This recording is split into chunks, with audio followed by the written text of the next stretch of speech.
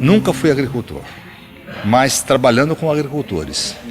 Sempre eu procurei entender o que o agricultor faz. Eu nunca montei experimentos em condições de campo.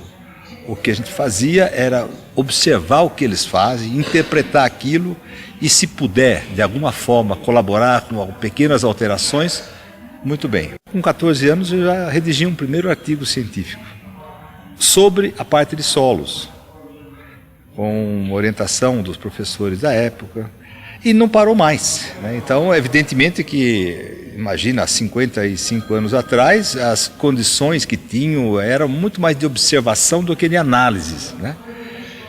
Depois, a partir do momento que eu entrei na faculdade, as coisas começaram a ser mais utilizadas com as técnicas de avaliação, de análises, muito mais apuradas, né? Temos que retroceder para entender como é que era o agronegócio. Então, naquele momento, o agronegócio tinha alguns tabus, né? O cerrado era uma terra que não era interessante, porque era um cerrado, era um mato, não tinha valor. Então, você imagina, aí começam as ações da Embrapa, dos institutos de pesquisa, entender o que é aquele solo, um solo pobre, mas que com pequenas correções, ou algumas grandes correções, né, de acidez, de alguns nutrientes, de fósforo, potássio, nitrogênio. Então, as coisas começaram a ser percebidas há 50 anos atrás que não existe terra paupérrima, faltava conhecimento e tecnologia. E o Brasil, naquela época, o país era totalmente dependente de alimentos do exterior. Nós só produzimos café e açúcar.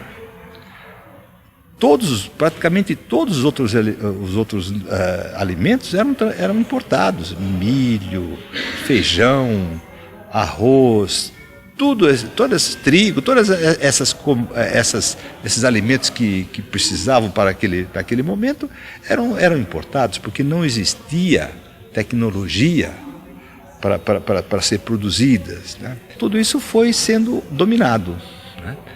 E o Brasil, que era simplesmente produtor de café e açúcar, começou já a produzir muito mais alimentos, até ao ponto de chegar a exportar alimentos, que é o caso de hoje. Então, é pouco tempo, 50 anos, mas 50 anos de muito trabalho. E à medida que fomos conhecendo que a tecnologia foi sendo gerada e introduzida, a situação inverteu, foi totalmente invertida, né? Hoje somos os primeiros exportadores de várias commodities, né? Inclusive de biocombustível.